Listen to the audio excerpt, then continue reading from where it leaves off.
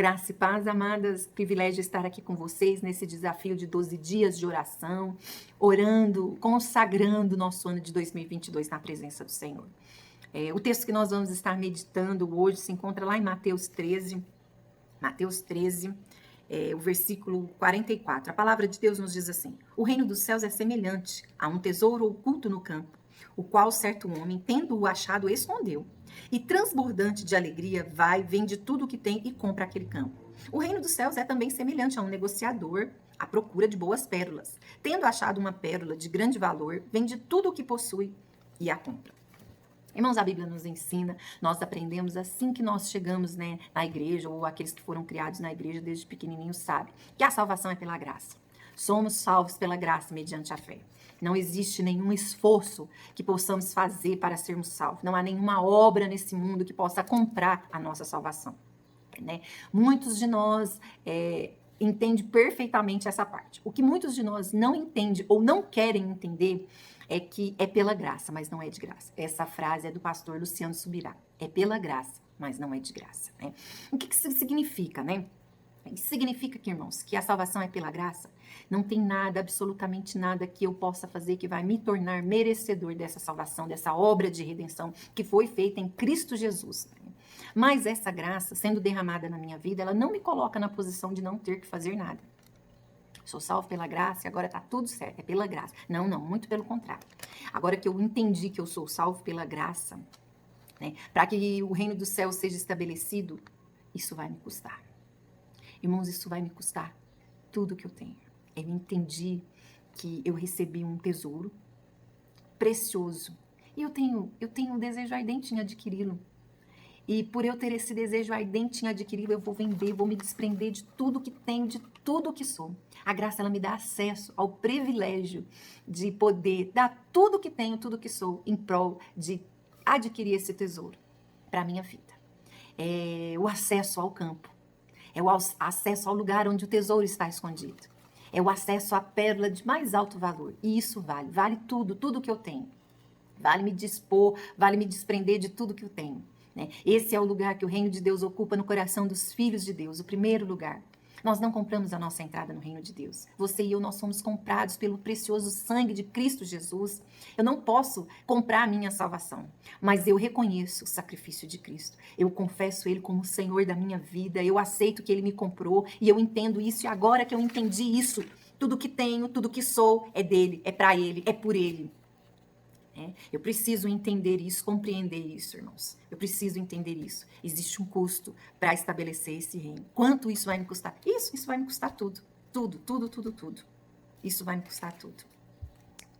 Eu preciso entender essa graça, eu preciso entender esse preço, Eu preciso entender esse custo. Isso precisa estar bem claro na minha mente, porque muitas vezes nós estamos nos reunindo como ministério de intercessão para que o Senhor, Ele nos sirva.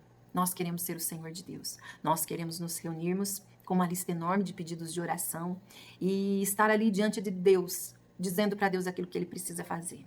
Nós não tomamos consciência de que o Senhor nos chamou para estabelecermos o reino dEle nessa terra. E para estabelecermos esse reino, isso vai ter um custo. Quando Deus tirou o povo da terra do Egito, o povo ficou escravo por muitos anos. E eles tinham mente de escravo. E Jesus chegou ali, com a sua maravilhosa graça. Aquele povo não teve que fazer nada para ser liberto, nada. A graça manifestou salvador ali sobre eles e Deus tirou eles do Egito com braço forte. Mas quando Josué foi introduzir o povo na terra prometida, o maná cessou, ele cessou ali naquele tempo. E agora eles iam ter que esforçar. E foi a palavra que Deus deu para Josué. Josué, esforça-te, tem de bom ânimo. Você vai fazer esse povo herdar a terra. Mas é com esforço, é com muito esforço. Então, irmãos, às vezes a gente quer estar diante de Deus, servir a Deus de uma forma muito cômoda, de uma forma de graça. Nós queremos apresentarmos diante dele com os nossos pedidos, as nossas demandas, querendo que o Senhor resolva tudo. Mas não foi para isso que o Senhor nos chamou, muito pelo contrário. O Senhor nos chamou para estabelecermos a justiça, o Senhor nos chamou para nos esforçarmos, e é através do nosso esforço que nós estabeleceremos o reino de Deus aqui. É através do nosso esforço que as pessoas vão ver como vivem um filho de Deus. O que faz um filho de Deus? É com muito esforço, irmãos. Jesus veio a essa terra e Jesus esforçou para cumprir o seu chamado, para cumprir o seu propósito. Com muito esforço. Né? Lá no texto de Efésios 4, no versículo 3, o apóstolo Paulo ele vai escrever assim, ó, esforçando-vos diligentemente por preservar a unidade do Espírito no vínculo da paz. É com esforço, irmãos, que nós conquistamos o nosso lugar nesse tempo. É com esforço que nós estabelecemos o reino. É com esforço, irmãos, que nós anunciamos a graça salvadora de Cristo na nossa vida. Então é com muito esforço que você estabelece aí o vínculo da comunhão, o vínculo da paz, o vínculo da amizade, dos relacionamentos. É esforçando muito para ter tudo isso. É com muito esforço. É pela graça, mas não é de graça. É pela graça, mas não é de graça. É muito cômodo sentarmos, nos reunirmos e falar para Deus sobre as injustiças que existem no mundo. Quantos filhos órfãos, quantas crianças sendo abusadas, quantas mulheres sendo violentadas. E nós ficamos horas falando isso para Deus. Irmãos, Deus já sabe de tudo isso. Deus já sabe de tudo isso. E sabe o que Deus quer de mim e de você? Que eu e você nos esforçamos para estabelecer o reino nesses lugares. É para isso que Deus nos chamou. Lá no texto de Mateus 11, no versículo 12, a palavra de Deus vai nos dizer assim: desde os dias de João Batista até agora, o reino dos céus é tomado por esforço, e os que se esforçam se apoderam dele. Irmãos, eu fui salvo pela graça, eu entendi isso. E essa graça sendo derramada na minha vida, ela me tornou graciosa, favorável. Eu preciso ser favorável ao mundo. Como filho de Deus, as pessoas esperam que eu seja favorável, que eu não fique trancado em quatro paredes, ali dizendo para Deus, Deus, olha a situação, olha como que... Não, irmãos. Deus quer de mim, Deus requer de mim um esforço. Deus requer de mim que eu me envolva em todas as causas, em todos os pedidos que vêm até mim. Todos os pedidos que chegam à minha mão, irmãos, é para me analisar, é para me ver onde eu me encaixo nisso aqui, onde eu vou manifestar justiça, graça, bondade, misericórdia através desse pedido, onde eu vou estabelecer o reino de Deus através da minha vida. Sinceramente, irmãos, tem muitas pessoas acreditando que a graça é de graça e eu não preciso fazer nada, eu só preciso apresentar para Deus os problemas do mundo. Eu fui chamada para apresentar para Deus os problemas do mundo. Então eu me reúno com algumas pessoas e eu fico ali horas dizendo para Deus tudo aquilo que Deus já sabe. Não, irmãos, não foi para isso que Deus nos chamou. Não foi para isso que Deus derramou a graça dele na sua vida. Não foi para isso que Deus te salvou. Deus, ele me salvou para que eu entendesse o quanto é preciosa essa salvação. E agora esse desejo ardente de estabelecer o reino de Deus vai fazer com que eu não viva para mim mesma. Eu não edifique nada para mim mesma. Mas tudo que eu vou estabelecer na minha vida é para que venha o teu reino. É para que venha o reino de Deus. Então, com muito esforço, irmãos, com muito esforço, eu vou fazer parte das demandas desse mundo. Eu vou me envolver em trazer justiça, eu vou me envolver em adotar filhos órfãos, eu vou me envolver em não deixar que pessoas sejam violentadas, porque eu preciso estabelecer o reino, eu fui chamada para estabelecer o reino de Deus. Toda a palavra do nosso consagro foi frutificar, foi dar frutos.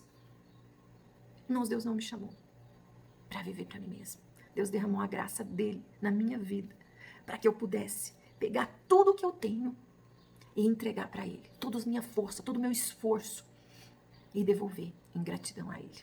Quanto te custa o reino de Deus? Quanto te custa o tesouro da salvação? É pela graça, mas não é de graça. Ele me custa tudo.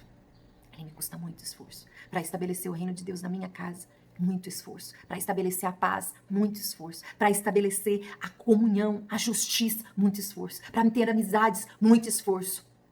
Muito esforço. É muito esforço. O texto de Efésios que eu li, ele fala assim, ó. Com toda humildade, mansidão, longanimidade, suportando-vos aos outros em amor. É com muito esforço que eu suporto os meus irmãos. Esforçando muito, muito, muito para estabelecer o reino de Deus. É muito trabalho.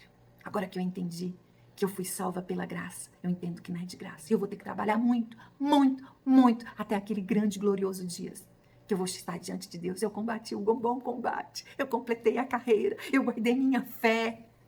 Até aquele dia. É muito trabalho. Queremos consagrar o nosso mês de dezembro ao Senhor, mas não só o dezembro. Todos os dias da nossa vida, nós queremos nos apresentar ao Senhor.